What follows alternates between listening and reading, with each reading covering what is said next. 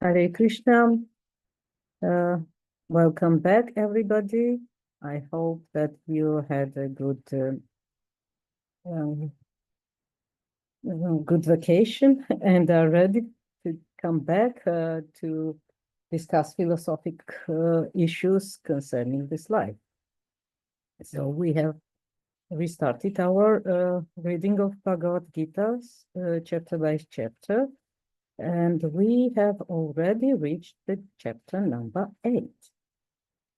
Let us pay our obeisances first to this book. Om Namo Bhagavate Vasudevaya. Om Namo Bhagavate Vasudevaya. Om Namo Bhagavate Vasudevaya. We have gone already through several chapters and have received an explanation. Actually, Arjuna has received an explanation from Krishna about the soul, about the Supreme Personality of the Godhead, and about the purpose of the life in the human form. Yeah, and here Krishna also described to him several ways of yoga or the connection that can be established with the Supreme Personality, and also he discussed the karma and how a living entity should overcome this karmic entanglement and so on. And now Arjuna is already addressing Krishna in this chapter, chapter 8, which is titled as Attaining the Supreme. Actually, this is a very important topic because the entire Bhagavad Gita is about that how a living entity can attain the Supreme Lord and his abode. So in order to get a better understanding of that, Arjuna continues his inquiries, and he poses the following questions, not just one question. And this chapter starts by Arjuna's questions. O Lord, Arjuna inquired, O my Lord, O Supreme Person, what is Brahman? What is the Self? What are fruitive activities? What is the material manifestation? And what are the demigods? Please explain this to me. This is very important. Yet one should understand the self. One should also understand well what are the fruitive activities. This is actually about karma and how this material world is manifested, because we already know that this material world is composed of different things, and it is kind of a system where certain living entities like demigods are in charge of managing this material world. That is also very important to know who those demigods are. This is why Arjuna poses these questions. Further, he is also inquiring who is the Lord of sacrifice, how does he live in the body, O Madhusudana, and how can those engaged in devotional service know you at the time of death?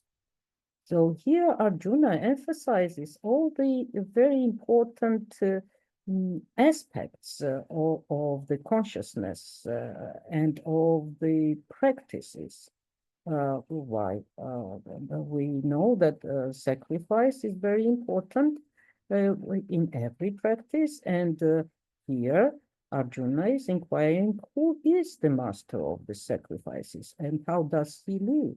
And we also we already know that Lord is present in every living entity in his heart. So Arjuna is also interested in that. How is the Lord living in the body of the human beings? And how can, and also it is very important to well understand how through the devotional service a living entity can reach the supreme abode at the time of death. All these questions are very important for us also to understand. So, and here Supreme Personality of Godhead starts to answer. The Supreme Personality of God said, the indestructible, transcendental living entity is called Brahman, and his eternal nature is called Adhyatma, the self.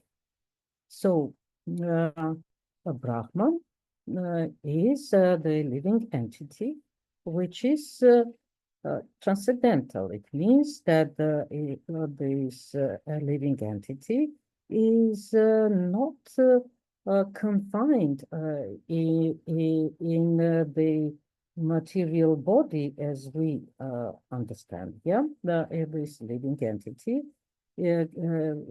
is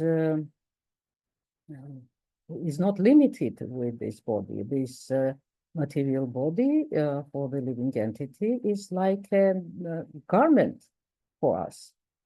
And that entity that lives in this body, that uses this body, is part of Brahman and is the self. Acting pertaining to the development of the material bodies of living entities is called karma, or fruitive activities. Yeah, Krishna answers to this second question. Yeah, what is the fruitive activities? The fruitive activities actually are those type of activities that a living entity is experiencing in this material world. This material world is destined for the living entity to go through karmic processes. Here, the living entity is acting, and all this acts of his acting brings certain results. However, these results might be karmic or karma-free. We've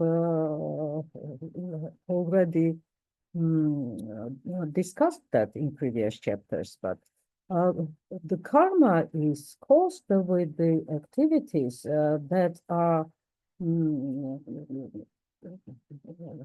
karma is caused by activities in this world, material world, but they can be of two types, like the activities that provide some elevated foods, like if a person is living in the pious way, or sinful results, and thus the further life is determined through these activities. In other words, whatever we do, it depends on the consciousness in which we do. If our activities are aimed at certain gain and is selfish and is sinful, we accumulate negative karma, if we may say so, and then we will have to go through it to receive all the karmic reactions that follow.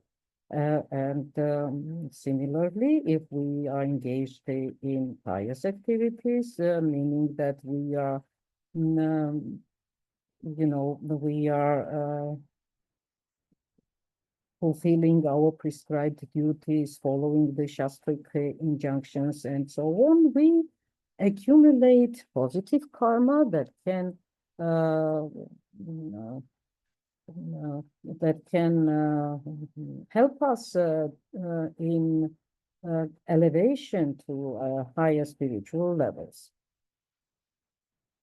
All best of embodied beings, the physical nature, which is constantly changing, is called Adhibhuta, the material manifestation.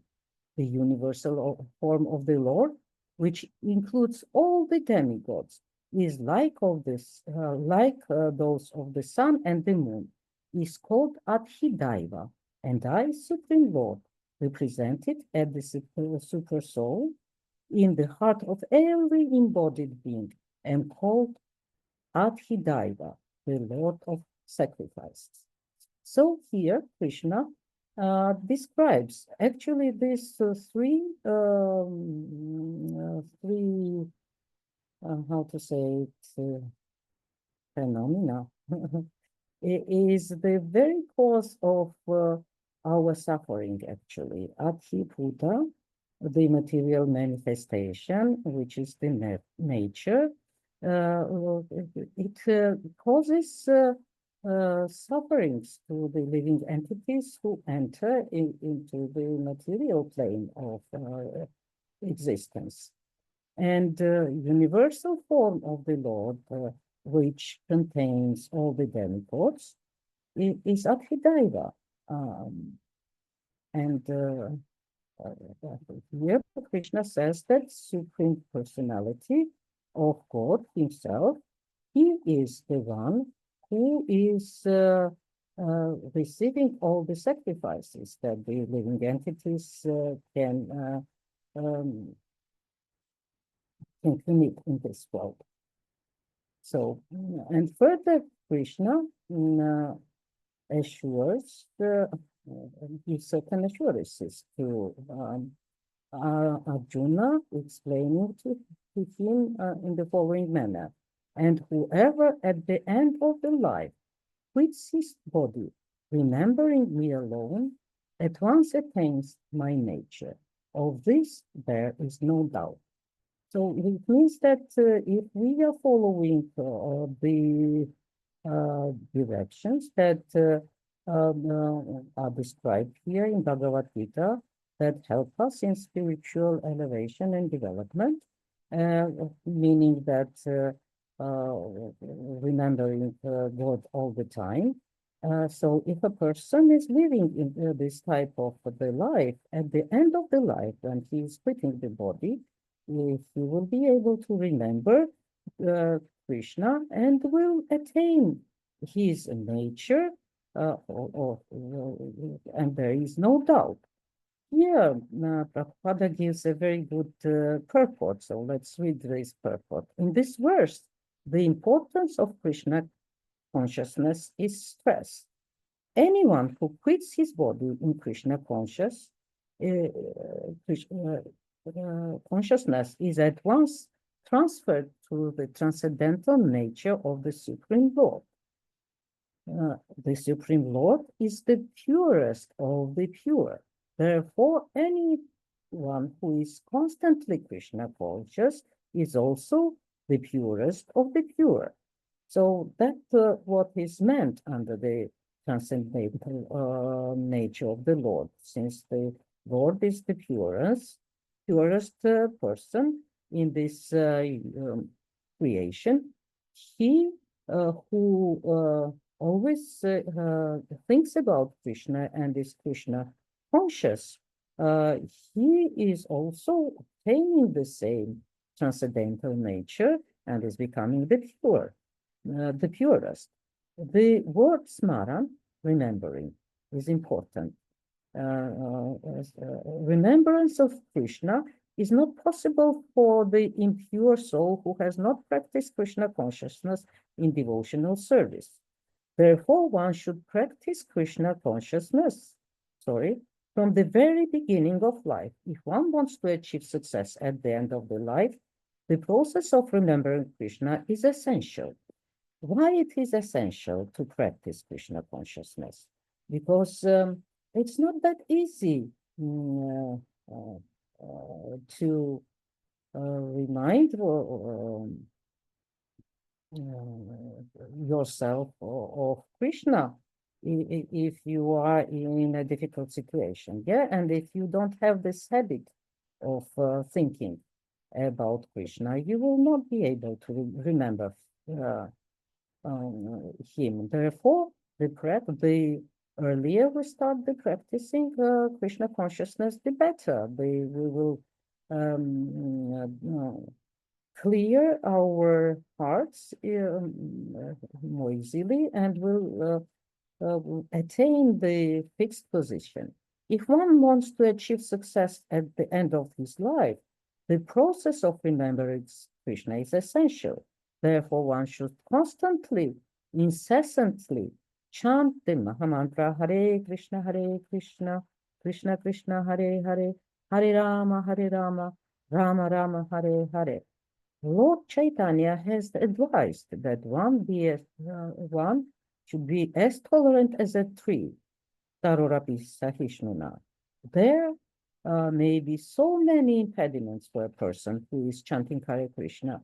Now, nonetheless, tolerating all these impediments, one should continue to chant Hare Krishna, Krishna Krishna, Hare Hare, Hare Rama, Rama Rama, Hare Hare, so that at the end of one's life, one can have the full benefit of Krishna consciousness. So here, Prabhupada emphasizes how important is developing our Krishna consciousness, because only through Krishna consciousness we can achieve true liberation and a reunion with Krishna. And this is so important that in this seemingly so short purport, Krishna mentions the importance of chanting Mahamantra twice. He even fully cites the Mahamantra here, and also indicates that on the path of the life, a person encounters quite a lot of impediments that can be distracting him from this Krishna, from this consciousness, and hence even Lord Chaitanya Mahaprabhu emphasized that we should be tolerant towards such impediments, but Hare Krishna Mahamantra will be helping us in overcoming or obtaining this this power. Further, Krishna says, and he emphasizes this here. Krishna says that there is no doubt about that, yes, in this verse, because actually we always doubt.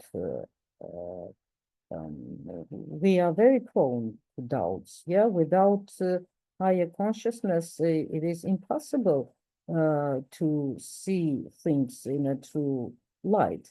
So Krishna is not available and is not accessible to our material sentiments, material ways of observing things. We cannot see him in this material world, and because we are actually with material way of thinking, usually prompts us to find some, some arguments or provide some evidence of things, and only then we can believe. But Krishna consciousness is not like that. And Krishna here assures us that we should have we should believe in his words. We should not have doubts about what he's saying here.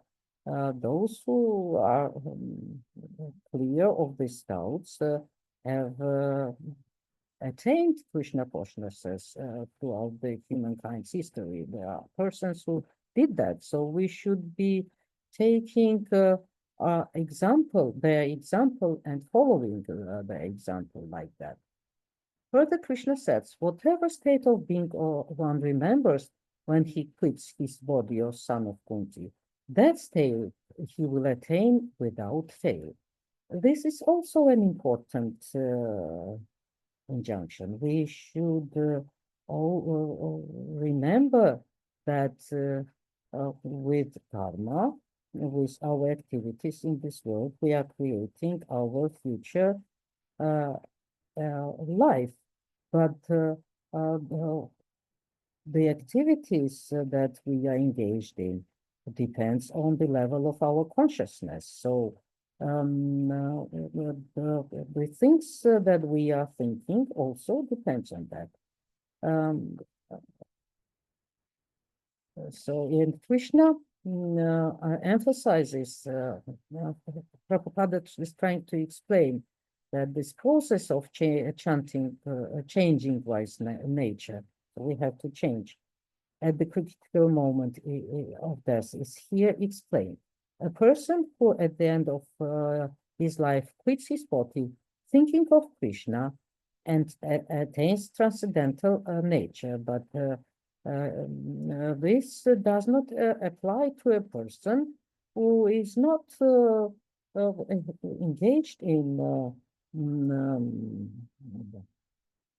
such practices. However, what a person is thinking is very important. Even if a person is a devotee, he might end up, he might also come with misfortune, like Maharaja Bharat. We all know about that.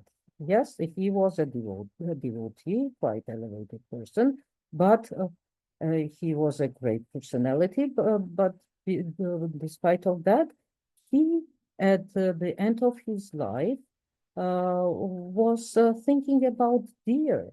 And that's why we know that story, yeah, how he got involved with this deer and taking care of that deer. And that's why when he was at the moment of quitting the life, he thought about the deer. He had to accept the body of a deer in the next life. So it's always also very important, very important thing to remember. Therefore, chanting Hare Krishna Mahamantra is the best process for successfully changing our state of mind at the end of the life. And we should follow that instruction of Srila Prabhupada. But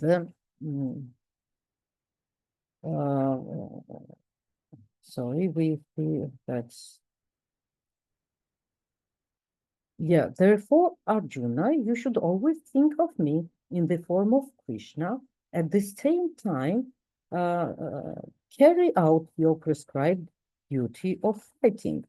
With your activities dedicated to me and your mind and intelligence fixed on me, you will attain me without doubt.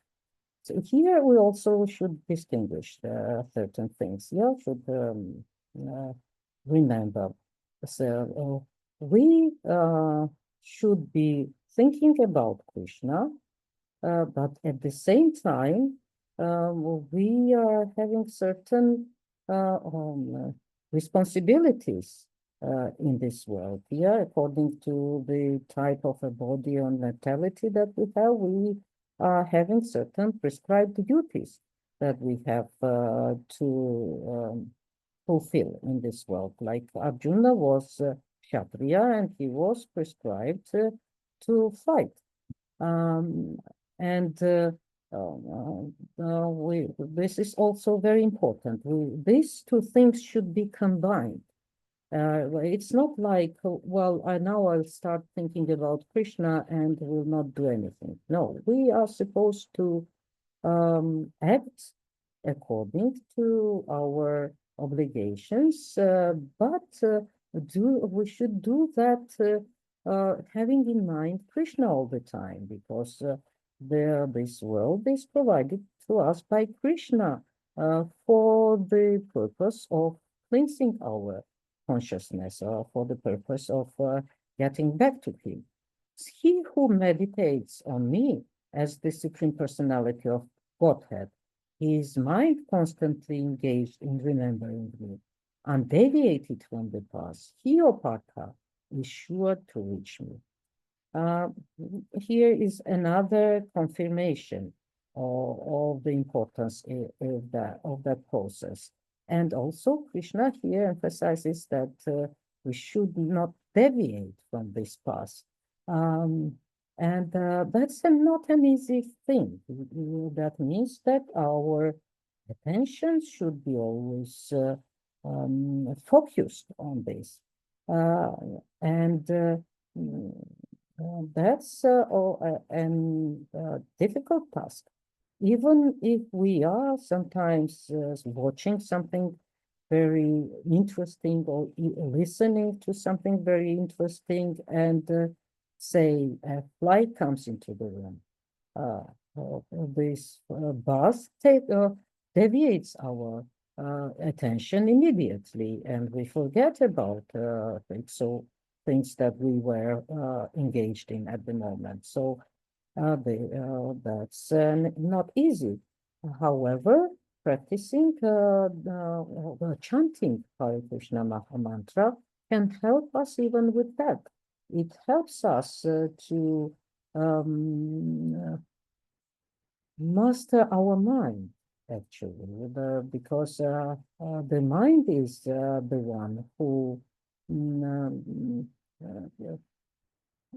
clings to the different distractions and who directs our attention. So this is that's why again this is another evidence of why the devotional service and chanting Hare Krishna Maha Mantra is so important.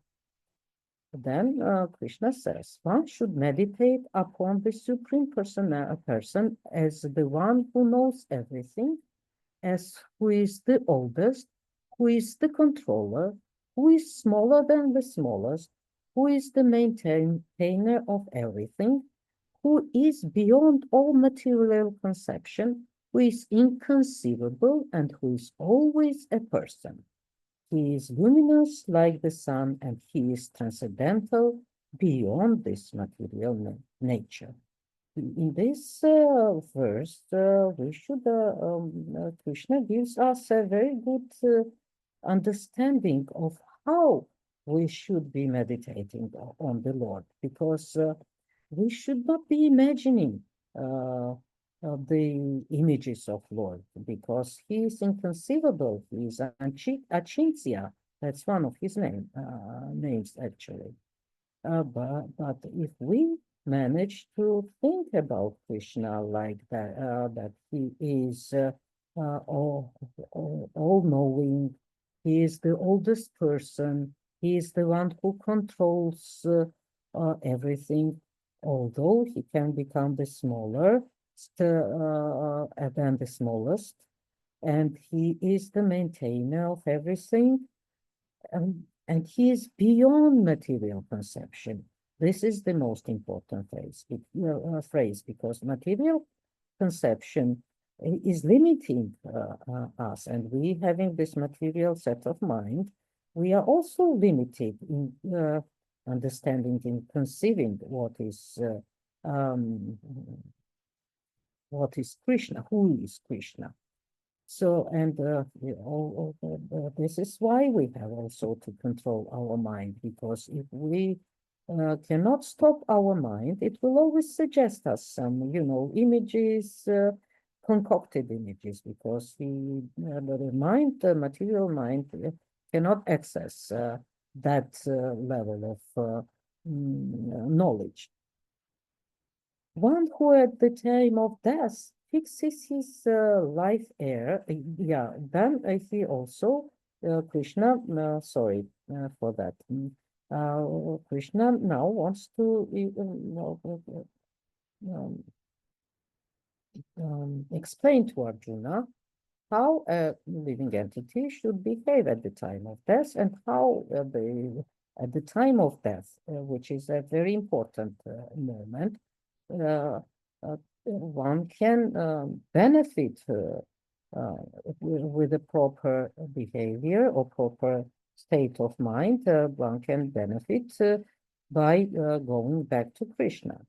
At the time of death, one who fixes his life air between the eyebrows and by the strength of yoga with an undeviating mind engages himself in remembering the Supreme Lord in full devotion will certainly attain the Supreme Personality of Godhead. I think you also quite well understand that it's not an easy task, yeah? To, concentrate, fix the life air, concentrate your mind, undeviate, and engage in remembering the Supreme Lord with full devotion. So that kind of action really requires very thorough preparation. So it requires very thorough practice to be followed. Let us look into the purport here. In this verse, it is clearly stated that at the time of death, the mind must be fixed in devotion to the Supreme Personality of Godhead. For those practiced in yoga, it is recommended that they raise the life force between the eyebrows to the Ajna chakra, and the practice of Satchakra yoga involving meditation of the six chakras is engaged. Yeah. We know that I I have no doubt that all of you already know that there are chakras in our body that are connected to different state of consciousness. For instance, the very first chakra, it is the basic chakra, which is linked to the survival instincts here, and it's the chakra that keeps us in rajas, actually. And if we end up living only under this chakra, we will not develop spiritually.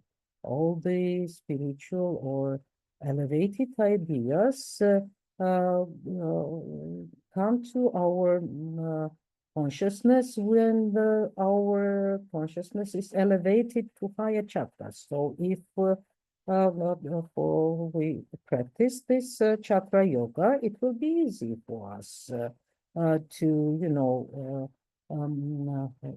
elevate our consciousness to the in between the eyes, in this eyebrows, to the Ajna chakra. And this will be explained further.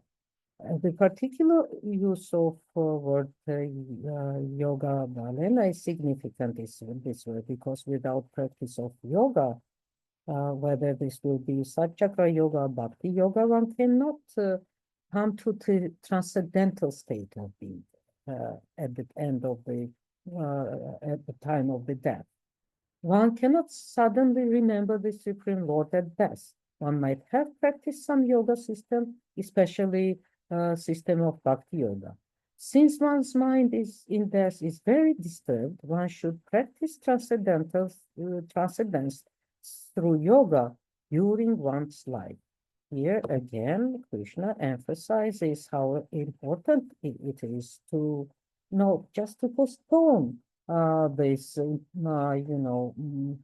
life-changing practices toward the final stage of your life. First of all, we don't know how long we are prescribed to live. So, and then, secondly, if we don't practice it regularly, there is no guarantee that at the end of time, at the end of life, when the all this,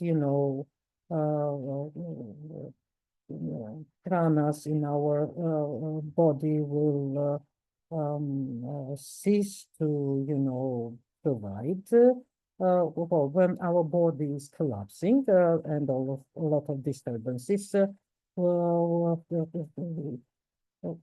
distract our attention, there's no guarantee that we will remember the Lord. I recall one story of devotee who was practicing, or he was telling that about his experience.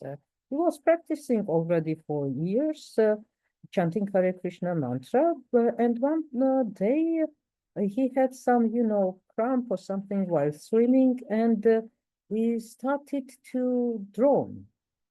And though he was practicing, at that very moment when he was saved and survived that accident, but he recalled later that at that moment when he was kind of losing his senses and consciousness, all of a sudden he did not remember Krishna. All of a sudden, some melody from some ad came into his mind. Can you imagine a person who practiced for years, but he could not control what comes to his mind at the end, at such a very important moment? So it is very important to achieve as, already a fixed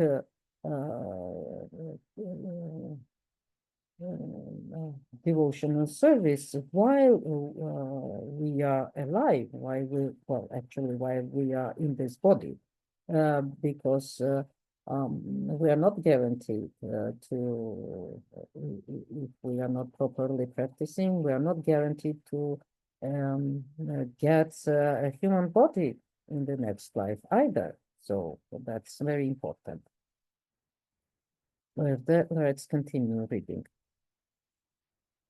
The yogic situation is that of detachment from all sensual engagement, closing all the doors of the senses and fixing in the mind on the heart and the life air on the top of the head. One establishes himself in yoga.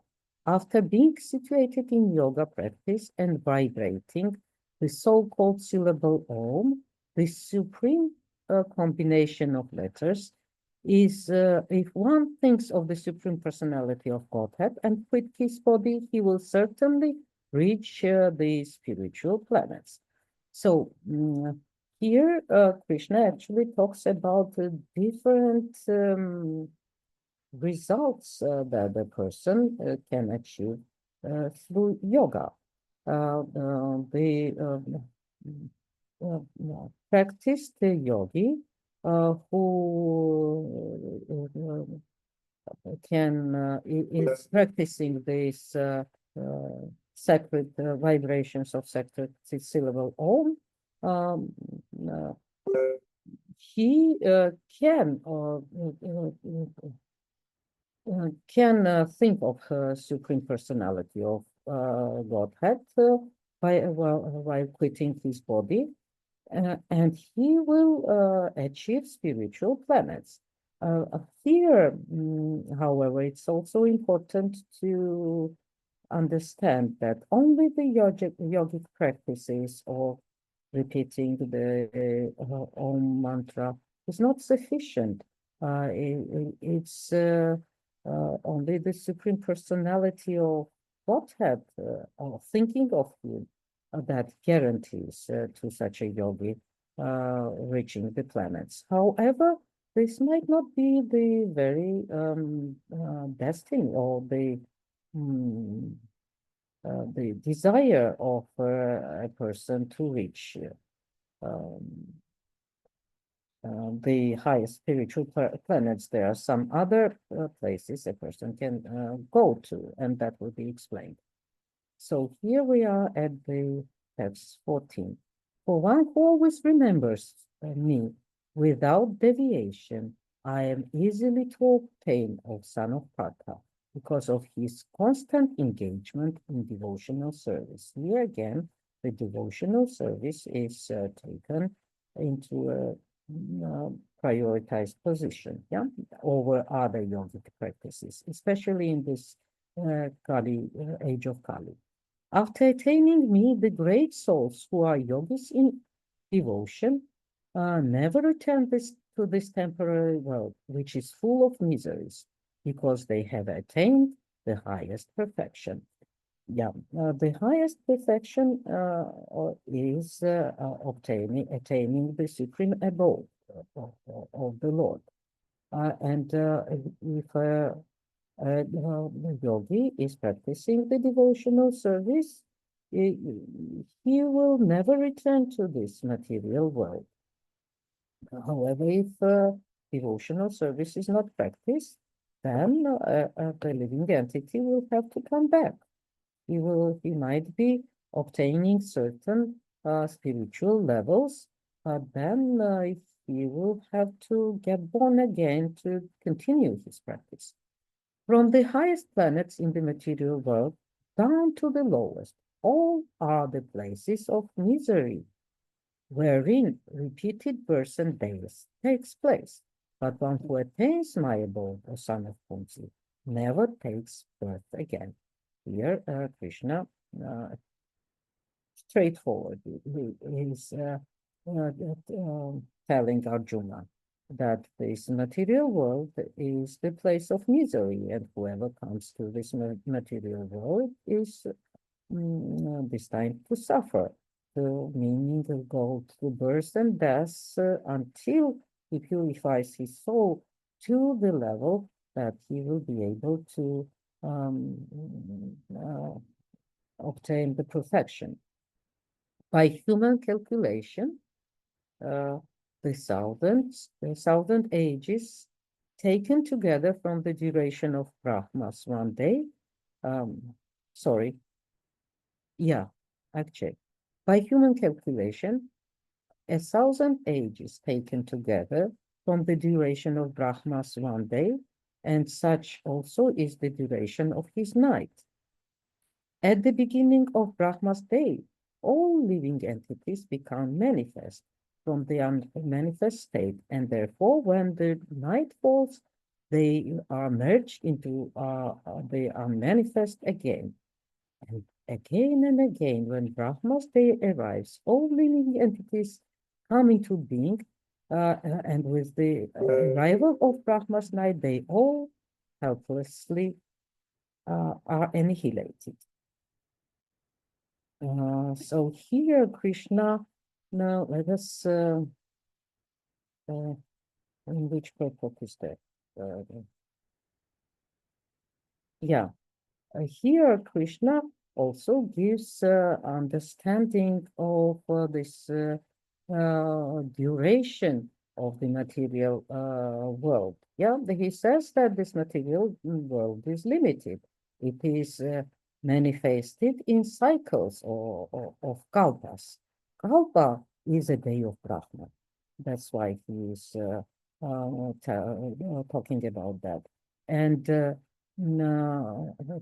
one day of Brahma consists of thousands of cycles of 4 yugas of Satya, Treta, Dvapara, and Kali Yuga. These yugas are characterized by virtue. These cycles are characterized, has some specific characteristics, like the Satya Yuga is characterized by virtue, wisdom, religion. There is no practically no ignorance, no vice in this yuga, and it lasts for 1,070,120,000 years. In Treta Yuga, some vice is introduced, and the duration is smaller. At Dwapara Yuga, there is even a greater decline in virtue and religion. Vice is increasing. It is shorter. And finally, the Kali Yuga, the Yuga where the in which we are actually living right now, which has started 5,000 years ago.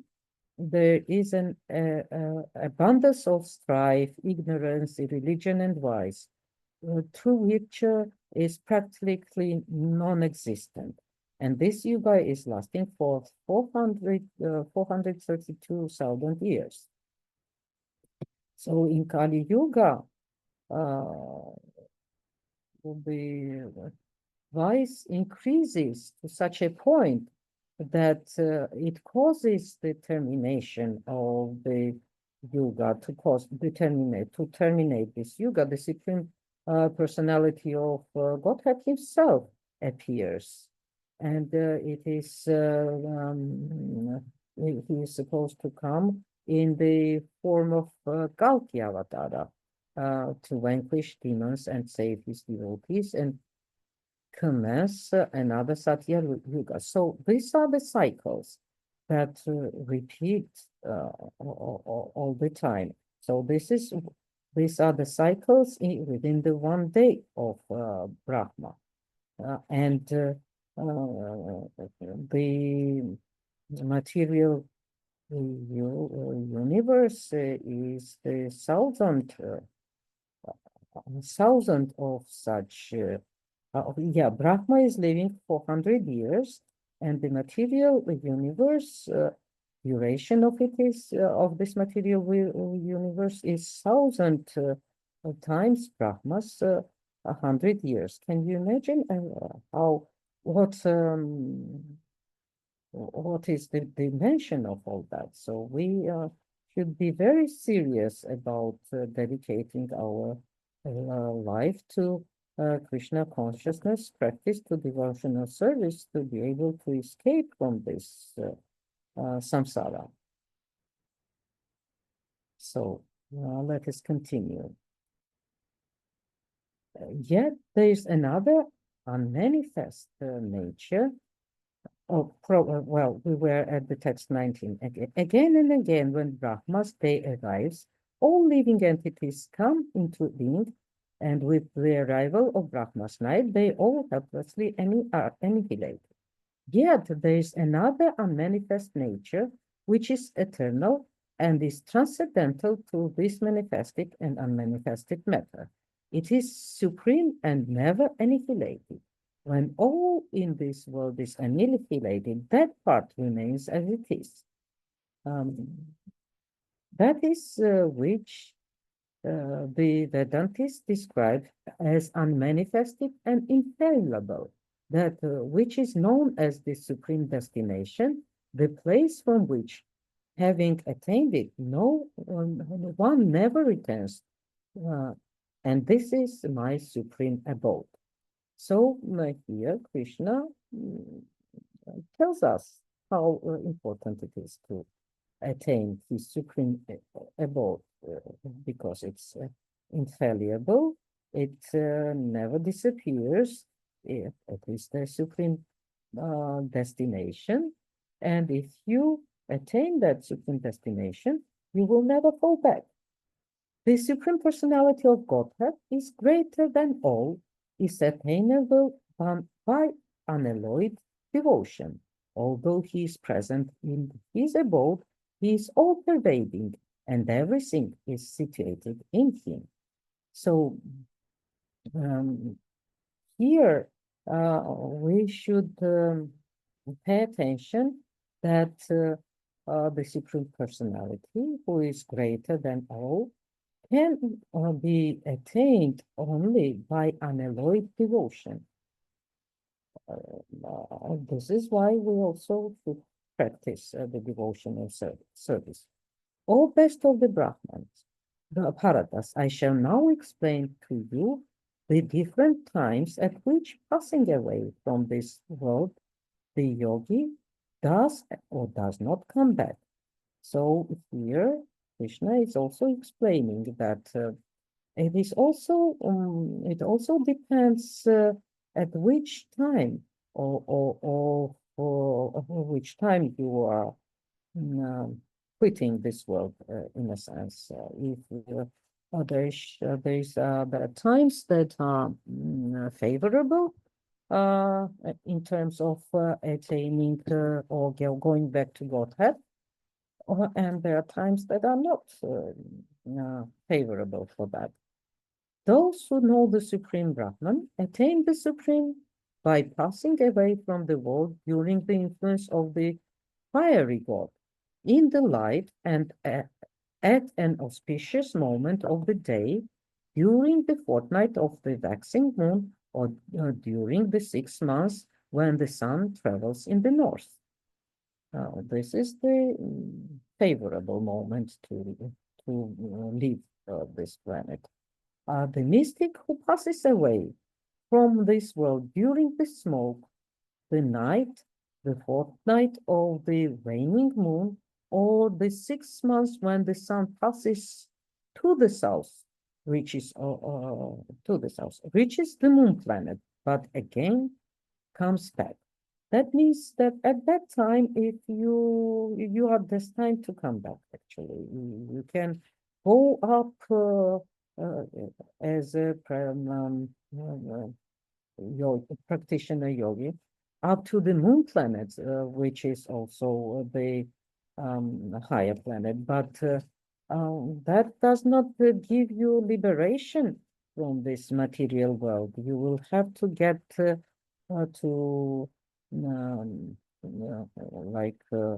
leave all your pious karma there and come back to the earthly planets, earthly planets to continue your spiritual development. According to Vedic opinion, there are two ways of passing from this world, one in light and one in darkness. When one passes in light, he does not come back, but when one passes in darkness, he returns. So, although probably this practice is not very attainable to us because we are currently in Kali Yuga, but this is also very important. If you pass away during the night time, then or darkness, then you are destined to come back. Yeah, but if you pass or if you leave this planet in light, that means that you will not come back. Although the devotees know this to pass, O Arjuna, they are never bewildered. Therefore, be always fixed in devotion. So, all that knowledge does not bewilder our consciousness. This knowledge, if for elevated devotee, it helps him or her, especially if such a person is fixed in devotional service. So we should seek this to become fixed in devotion. And for that, the only way is to chant Hare Krishna Mahamantra. Actually, chant holy name, because Mahamantra is the supreme vibration, but Lord has different names, and if a person already is practicing or is having some other name of the Lord, like different religions might provide. And then he can continue chanting that name. As Prabhupada used to mention. However, Hare Krishna Mahamantra is the topmost vibration that gives you all the benefit of the transcendence. And Krishna finishes this chapter with this verse: a person who accepts the path of devotional service is not bereft of the results derived from studying the Vedas, performing sacrifices, undergoing austerities, giving charity, or pursuing philosophical or fruitive activities. Here, Krishna says that the one who practices devotional service has the access to all the benefits that other types of practices can provide to living entities, like studying Vedas, performing sacrifices, undergoing austerities, giving charity, or pursuing philosophical or fruitive activities. And Krishna further says, simply by performing the devotional service, he attains all this, and at the end, he reaches the supreme eternal abode. So devotional practice provides all these benefits to the practitioner, plus at the end of his life, he also has the benefit of reaching the supreme abode, eternal abode of Krishna. That is the end of this chapter. And this chapter provides us with clear vision how the supreme abode of the Godhead can be achieved and can be attained only through chanting Hare Krishna Mahamantra, which is the highest transcendental, supreme transcendental sound, which is not different from Krishna himself. So chanting Hare Krishna Mahamantra for us is already establishing or reviving our relationship with him. So I wish you all to get fixed in this chanting process, to get fixed in devotional service, and thus achieving the supreme goal of our life. Thank you very much. We will continue on next Monday with the next chapter. So if you have any, if you are ready to discuss something or have any questions or would like to add something to what we have been talking about, you are most welcome. Thank you, Kalindi Mataji, for your wonderful explanation for the 8th chapter of Bhagavad Gita. And if Krishna wants to say something, I just wanted to say that we are going to go to India for a trip, and you all know this, so bless us please to practice devotional service at most there, and to remember Krishna and get all the benefits of devotional service.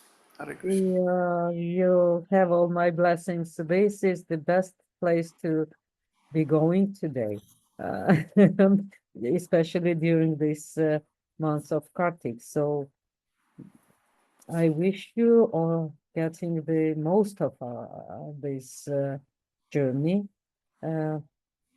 charging your spiritual batteries over there and coming back as a pure devotee already. Hare Krishna. Thank you. Have a Hare nice trip. Krishna. Krishna Hare Krishna. Mataji, yeah, Thank you. I just wanted to say you thank you. wanted to pose a question, I understand. Yeah, or to No, give no, comment. thank you. Okay, okay then. So we will finish our meeting today. At that note, we're blessing Luca's journey to to Vrindavan, I guess. Yeah, are you going to Vrindavan? Mayapur first. Mayapur. Yeah. So, and all of you, I wish you Krishna conscious life and to deepen your Krishna consciousness. My Uh, journey to Mataji. I'm also going to India tonight. oh, really? Oh, great. Your journey too. I didn't know. So there's quite Thank a you. group leaving to India tonight. Um, uh, my heart is flying with you. Hare Krishna. Thank you all for joining today. See you next time. Hare Krishna. Hare Krishna. Hare Krishna. Thank you. Panchakalpatarubhyascha kripasindubhya eva cha patitanam pavanebhyo vaishnavebhyo namo. Jai Shri Krishna. Hare Krishna. Kalindi Mataji ki jai. Bye.